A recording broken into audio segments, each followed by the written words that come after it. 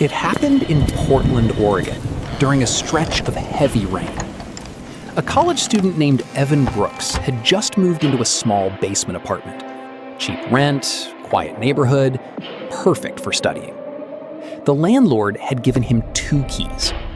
"One for you," she said, "and one spare, just in case." Evan kept the spare on a hook by the door. Never thought about it again.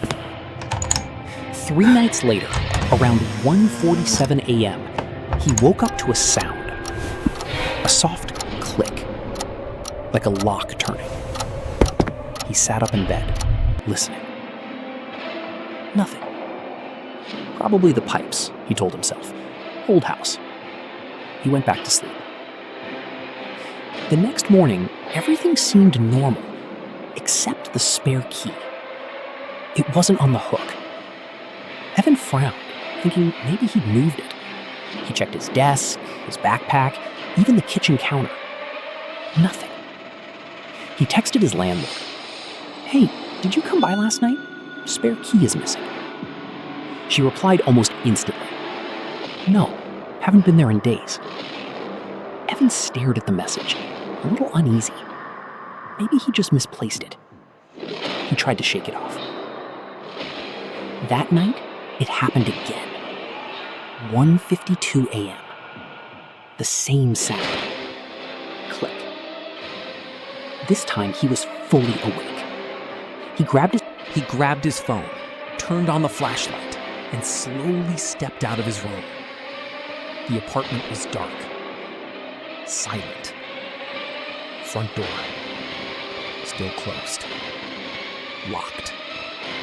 He checked it twice. Deadbolt in place. No sign of anything. He laughed nervously. "Okay, I'm just tired." But as he turned to go back, he noticed something.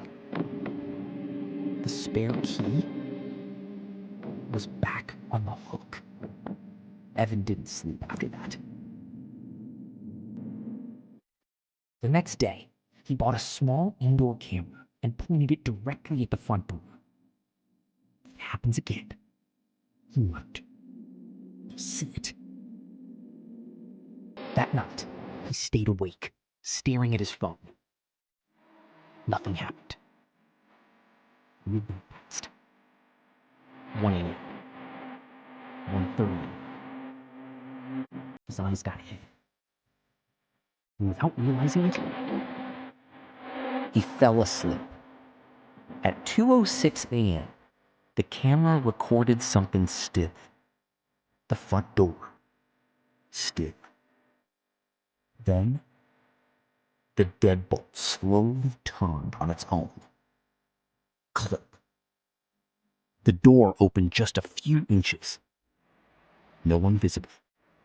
No shadow. Nothing.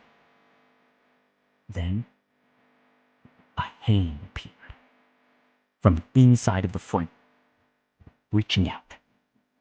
Pale, thin, holding the key. The footage showed the hand carefully hanging the spare key back on the hook. Then it slowly closed the door, locked it again, and disappeared. Evan woke up at 7:30 a.m.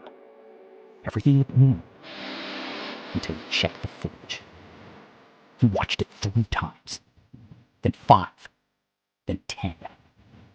His hands started shaking. Because right before the video ended, just before the door fully shut, the camera caught one last beat. The hand was coming from inside the apartment. Police searched the place. No hidden rooms, no attic access, the basement below, nothing. Evan moved out that same day, left everything behind, even his keys. A week later, the landlord called.